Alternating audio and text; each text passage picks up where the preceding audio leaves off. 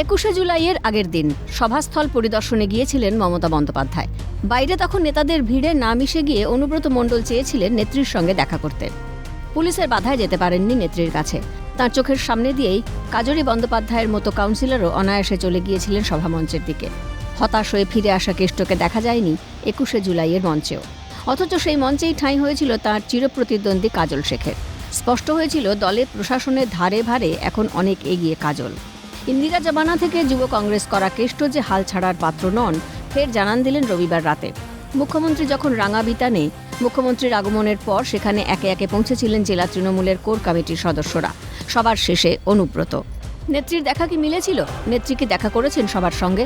গাড়ির কাছ নামিয়ে নীরব থেকে একটা যেন বার্তা দিতে চেয়েছিলেন অনুব্রত। তার পিছনের গাড়িতে তখন মন্ত্রী চন্দ্রনাথ সিনহা জানান, নেত্রীর সঙ্গে কথা হয়েছে কেষ্টদার। দাদা দেখা হয়েছে, আপনাদের সঙ্গে দেখা হয়েছে? কেষ্টদার সঙ্গে দেখা হয়েছে? কেষ্টদার সঙ্গে দেখা হয়েছে? কি বলেছেন? কিছু বলেছেন? তবে কি ইতি হলো অনুব্রতর শাস্তি পর্বের? হলো কি নতুন কোনো সমীকরণের শুরু? কেষ্টকে কি বার্তা দিলেন নেত্রী?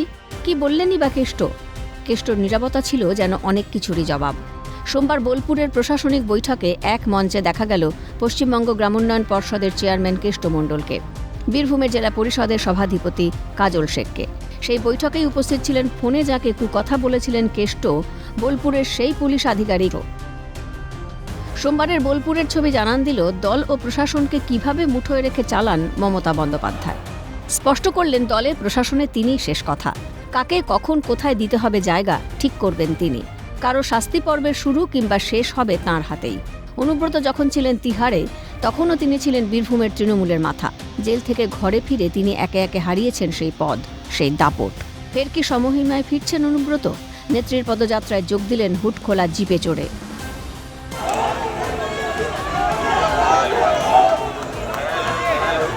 উল্লসিত দেখা গেল কেষ্ট অনুগামীদের।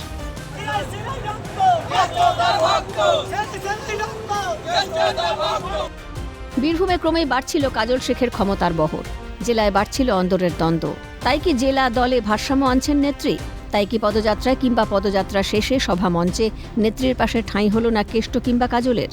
অতি বিশ্বস্ত কেষ্ট কিংবা এখন অতি সক্রিয় কাজলের সঙ্গে কি সমদূরত্বের নীতি নিলেন নেত্রী? এভাবেই কি দ্বন্দ্ব বন্ধের বার্তা দিলেন মমতা বন্দ্যোপাধ্যায়? চর্চা বীরভূম তৃণমূলে। ক্যালকাটা নিউজ।